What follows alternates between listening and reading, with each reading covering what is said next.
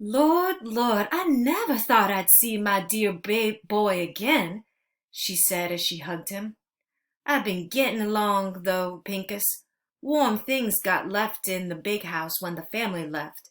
Dry goods, too. The rest I've been getting from the woods. They is a fresh water spring. Still have some chickens, even got an old cow out back that still gives. Then you have been all alone here? Pincus asked his mother. Where is everybody? Your daddy runned off to fight a month ago. All the hands and their children runned off out of harm's way. But I stayed. I prayed to the Lord every day. My prayers were surely answered 'cause he brought my baby back here to stay, she said as her face beamed. You ain't never gonna leave your mama again, are you, child? She said softly. Pincus looked troubled and didn't answer. I'm going down to the stream and pound these clothes of yours, she said as she was ready to leave us. If you hear moradors come, get for the roof cellar door. Stay down there till they gone. That's what I've been doing. Moradors here? Pincus said with an alarm. They've seen there's nothing here for them, child. Nothing. As soon as she left us, Pincus sank to my bedside. Sheldon, boy, he whispered, as soon as you heal up, we gotta get away from here. We are put in Momo Bay in great danger by being here. If they come and find that she's been holding troopers, then his voice trailed off. We gotta get back to our outfits if we can find 'em. You mean back to war? I asked. I must have gone pale as he went on to say, It's the only way, ain't it? Then he looked at me. Sheldon, you all right? You look bothered, he said as he eased me back. You can call me Say, I said. Everybody in my family calls me Say, not Sheldon. I s'pect you're my family now. Near enough, Say, near enough, he said as he chucked the blanket under my feet.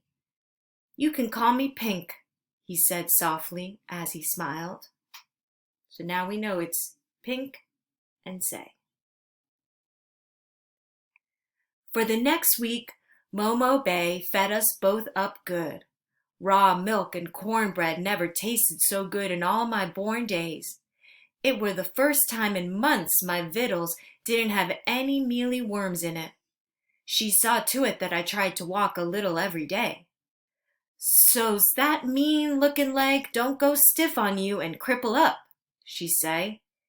This place wasn't that much different from our farmhouse in Ohio. More poor, maybe, but it smelled the same, like pine boards and good cooking. A mess of beans with salt pork, cornbread, greens, and onions. When we slept, she sat near us, stoked the fire, and watched over us. Never thought I'd feel safe enough to sleep deep again. My mother and Kalo, my father, jumped the broom on this very spot, Pink said as he walked me on my first day outdoors. And that there was the master's house, Master Aili. Pink spoke quietly as he helped me along. How come you have his last name? I asked. Boy, when you owned, you ain't got no name of your own. Even Kalo had to take that name. As we rested under the willow tree, Pink asked me about my family back home. Got one brother still at home to help run the place for Pa, I answered. What was your outfit again? Pink asked. He'd asked me before. Ohio 24th. I carried the staff. Wasn't supposed to carry a gun, but then so many died, even us boys had to carry after so many were slaughtered like hogs.